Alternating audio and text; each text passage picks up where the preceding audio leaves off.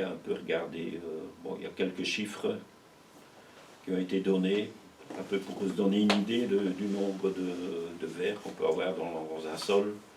Et là encore, ça a été établi par notre spécialiste français, là, Rachel Boucher. Et il avait fait une étude dans les prairies naturelles et permanentes de l'ouest de la France. Donc ce sont des prairies permanentes, ça veut dire qu'il n'y a pas de travail du sol, et c'est pendant au moins 10 ans qu'on n'a pas retourné ce sol. Hein. Donc des prairies, c'est pas pour faire du foin, et qu'après 2-3 ans on laboure, non, non, c'est vraiment des prairies permanentes. Donc on peut estimer que, bon, dans les champs régulièrement labourés et travaillés de façon classique, traditionnelle, on devrait avoir beaucoup, donc ça devrait être beaucoup plus pauvre en vers. Comme je l'ai dit, ben, la prédation s'opère, on ne met plus de nourriture, donc les matières organiques, non, on met plutôt des engrais chimiques. Tout ça, ça ne leur convient pas. Donc, pour en revenir aux chiffres, sous 1 mètre carré de prairie permanente, il y aurait entre 200 et 300 vers de terre. Donc ça correspond à peu près à 100 grammes de vers anécique et 20 grammes de vers endogé. Dans les prairies, il n'y a presque pas d'épigées puisqu'il n'y a pas beaucoup de matière, à part les brins d'herbe qui pourraient tomber pour les épiger, mais voilà, il y en a. Par contre, dans les sols potagers, on en aurait beaucoup plus, puisqu'on les bons jardiniers mettent des engrais, des déchets organiques sur leur sol. Alors, ils ont calculé aussi la longueur des galeries, toujours en prairie permanente. Donc, ils ont calculé ça par hectare. 4000 km par hectare de galeries. Donc, si on ramène ça au mètre carré de surface, ça fait 400 mètres carrés, 400 mètres par mètre carré de surface. Donc 400 mètres de galerie, ah ouais, donc sur une certaine profondeur. Hein, bon. Ou plus profond que c'est, au moins qu'il y a de galeries. Mais voilà, dans les 50 premiers centimètres, il y a pas mal de galeries. Bon, ils ont fait ça, enfin, ils ont transposé ça. Donc ça veut dire que donc, tous ces petits tubes qui constituent les galeries, si on arrivait à les sortir, à les ouvrir, parce qu'un tube, c'est quand même, si on les ouvre et qu'on les étale les uns à côté des autres, tout ce qu'il y a dans 1 mètre carré, ça correspond à 5 mètres carrés de surface. Donc tous ces petits tubes font 5 fois plus de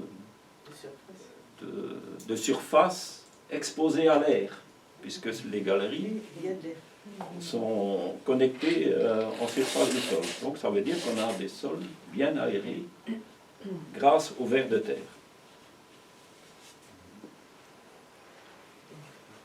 Alors, donc ça c'est en prairie permanente. Donc on peut estimer que dans les potagers correctement traités, donc ce qu'on essaie de faire avec couverture végétale, on peut même espérer avoir 2 à 3 fois plus de vers que ce que je viens de dire.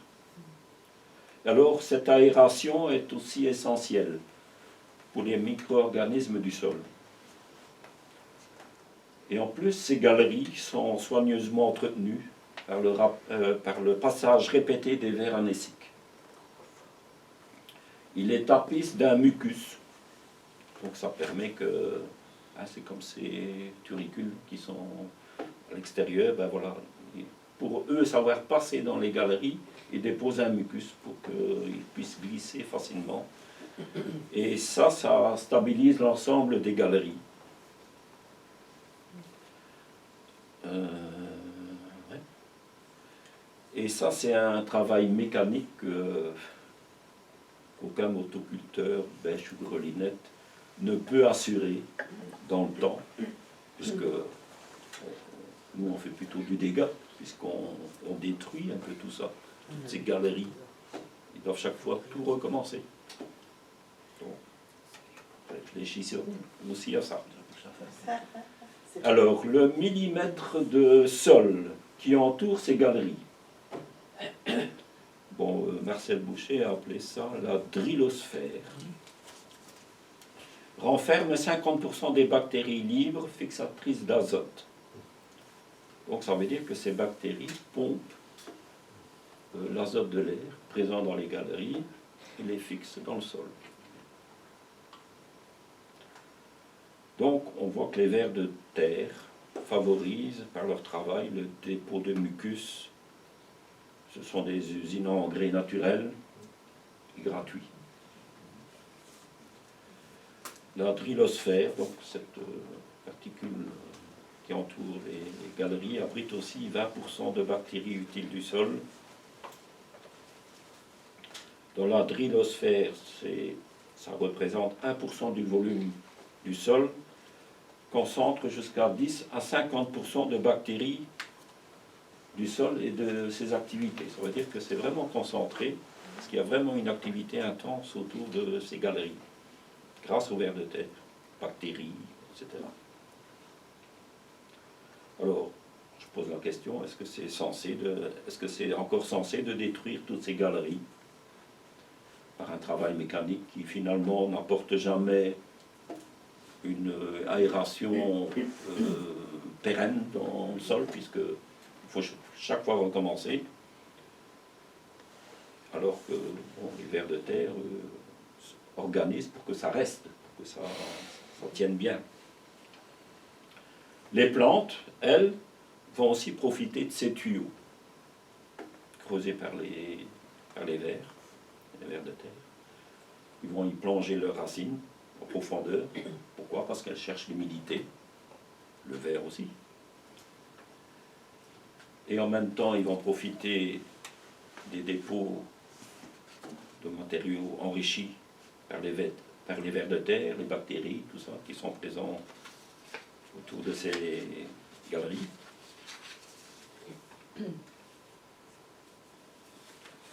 Alors un autre, donc ça c'est au niveau enrichissement du sol.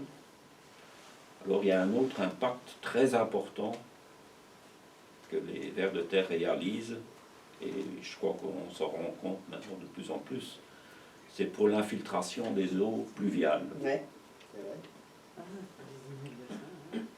Alors, là encore, il y a des mesures qui ont été des mesures précises. Donc les scientifiques, eux, ils font vraiment des choses. Parce que nous, parfois, on dit, ouais, je constate que... Mais eux, ils sont... Donc, ils font dans un type de sol, ils font dans des conditions bien précises, ils respectent tout ça. C'est pour ça que ce sont vraiment des scientifiques qui... Si on veut comparer les choses, il faut pas comparer des pommes à des poires, pour qu'eux, ils comparent vraiment dans des conditions bien précises.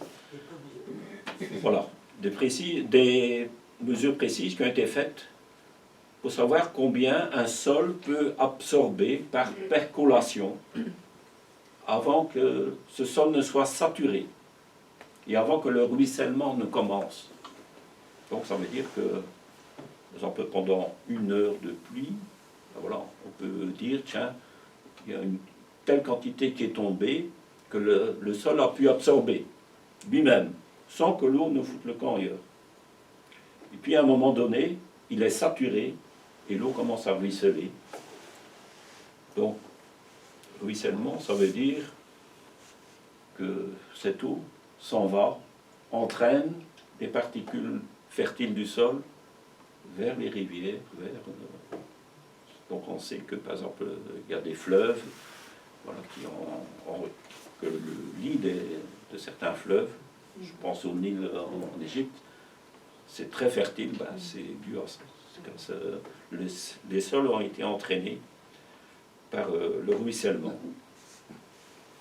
Donc l'eau est perdue, mais il y a beaucoup de matières fertiles qui sont parties aussi. Bon, tout ça, ça dépend aussi le type de sol. Donc un sol sablonneux va absorber plus, le sol argileux moins. Voilà, tout ça, ça dépend. Mais voilà, il y a des choses qui ont été établies. Donc dans une bonne infiltration de l'eau dans le sol alimentera mieux les végétaux en place et les organismes du sol, sans avoir recours à l'arrosage. Donc il faut savoir, hein, pour l'été, ben voilà, si on a pu accumuler beaucoup d'eau dans notre sol, ben, tout ça, ça sera restitué aux plantes par la suite. Si tout a été ruisselé et évacué par les égouts, on bétonne, on fait, ben, toute cette eau est partie, ben, l'été il faudra retrouver de l'eau en arrosage, donc il faut aller rechercher ailleurs. Voilà, c'est une réflexion qu'on peut se donner. Hein. Et alors, ben, c'est aussi efficace contre l'érosion des sols et les inondations. Donc, bon, ils ont fait des mesures, et un type de sol égal, et en fonction de la quantité de verre que hébergent les sols, il y a des fameuses différences qui ont été mesurées. Voilà, donc dans un sol totalement dépourvu de verre, donc pas de verre du tout, le sol peut absorber de 5 à 7 litres de pluie par mètre carré à l'heure, avant que ça ne ruisselle. Lorsque la biomasse de verre représente 120 grammes par mètre carré, donc ça revient à notre prairie permanente. Le sol peut absorber 160 litres par mètre carré de pluie à l'heure. Donc c'est déjà l'équivalent d'un bon orage. Hein, donc c'est 20 fois plus. Et lorsque la biomasse des verres représente 240 grammes par mètre carré, donc un bon sol potager, riche en matière organique, il peut absorber jusqu'à 240 litres par mètre carré à l'heure.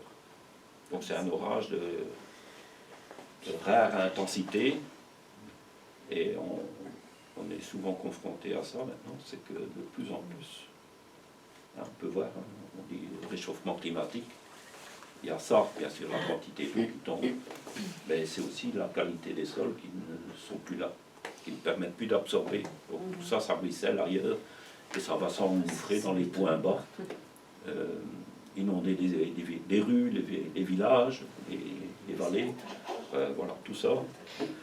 Il faut un peu se rendre compte de ce qu'on fait aussi avec nos sols.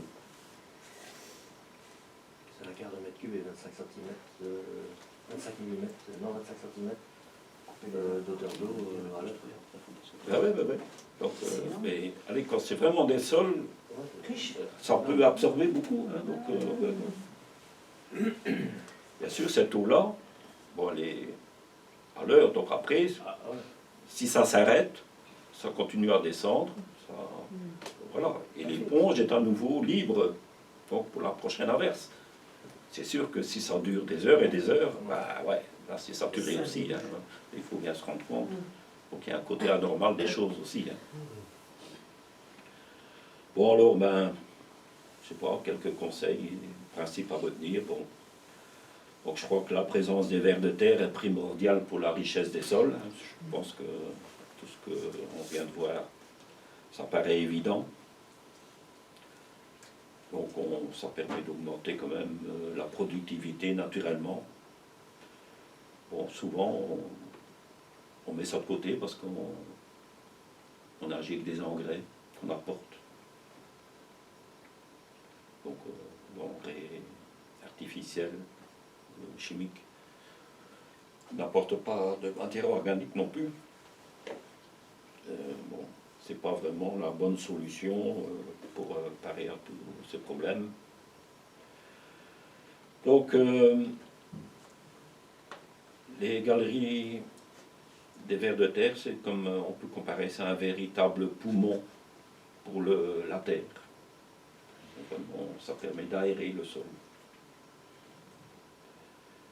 Donc si on veut multiplier les vers de terre, bon, il faut songer bien sûr à les nourrir. Donc il faut apporter des matières organiques en surface et suffisamment, régulièrement. Donc pas une fois et puis plus. Il faut apporter régulièrement pour que tous ces vers de terre ont chacun leur nourriture, leur travail, leur raison de vivre en fait. Alors si on veut les garder en vie, ben, arrêtons de massacrer à la fraise du motoculteur, les charrues. Bon, voilà, on les sectionne, on les met à nu. Bon, voilà, on sait que lorsqu'on fait ça, ben, il y a une partie qui est chapardée par les oiseaux. On en tue une bonne partie aussi. Donc si on veut préserver leur galerie et toutes ses conséquences améliorantes, hein, comme on vient de voir, bon, arrêtons peut-être de s'éreinter à tout chambouler à chaque nouvelle saison. Hein. Si on veut augmenter la perméabilité des sols et le stockage en profondeur, ben, respectons un peu mieux tous ces canaux qui ont été fabriqués par les vers anésiques. Et pour chaque fois les casser, ben, voilà. Bon, les pesticides et fongicides sont des acides. Ils irritent la peau des vers. Donc les engrais aussi, hein, les engrais chimiques aussi. Donc évitons ce supplice. Et nos purins, alors, ça les ennuie ou pas? Ben, justement, je posais la question. Ça me fait penser à nos parents et grands-parents qui versaient leur purin, la fosse septique, là, sur le jardin. Ben, vous pouvez voir hein, que les vers sortaient parce que ça ne leur convenait pas du tout. Et il y a même une méthode, ouais, j'ai vu ça, scientifiques qui font ça pour calculer le nombre de vers de terre. On pourrait se dire, bah, comment ils font? Ah oui.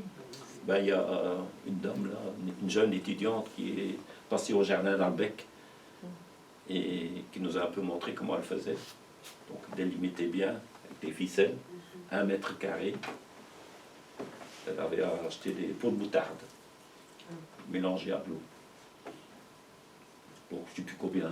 Je pense qu'il en fallait pas mal parce que je pense qu'on n'en avait pas acheté une douzaine de pots.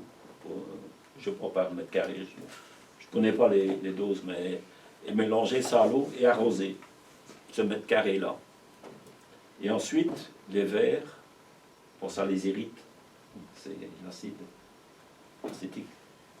Ils remontent, et elle comptait les vers. Bon, elle avait un peu d'humanité parce qu'après elle avait les vers, elle les remettait au sol. Hein. Mais voilà. Donc c'est une certaine façon facile à faire. Et il y a d'autres, les scientifiques utilisent d'autres produits hein, pour mais c'est des acides pour faire sortir les vers en fait et pouvoir compter. Les acides. Oui, Ben, ça, le ver doit respirer. Oui, mais ça les hérite surtout parce que le ver, c'est quand même c'est humide, c'est glu. Ils ont besoin de facilité pour se déplacer et lorsqu'il y a des agressions chimiques, c'est pas bon, c'est comme ça. Hein, Ignace parlait que nous, en manipulant des orties ou de la consoude, ça peut nous hériter. Ben, eux, nous, on a une peau plus ou moins sèche, tandis que c'est humide. Hein, donc, ils sont vraiment en contact direct avec le sol. Voilà. On a à peu près tout dit, je pense. Ouais, il y a pour plein de choses. J'ai fait de regarder. Il y a plein de choses encore à dire, mais bon. C'est pour ça que les purins en dose raisonnable ne vont pas faire de tort. Mais à grosse dose, effectivement. C'est pour les plantes, mais aussi pour le monde animal. Ben voilà, bon appétit. Quand on parle de la sexualité des vers de terre, Comment? quand on parle de la sexualité des vers de terre, Oui. les vers de terre sont hermaphrodites. Donc ils sont hommes et femmes. Ouais. Et ils ont le petit manchon qui sert pour l'accouplement. Ouais. Mais il faut oublier, ce qu'on pensait dans le temps, c'est que quand on coupe un ver de terre en deux, en égal, il y a une partie qui meurt. Ouais. Parce qu'il y a la partie bouche jusqu'à l'anneau, qui reste vivante Peut cicatriser. et qui peut cicatriser Mais suivant l'anneau qui est sectionné après ce manchon. Je vais lui demander. Parce que c'est là de qu'ils quoi grandissent en fait.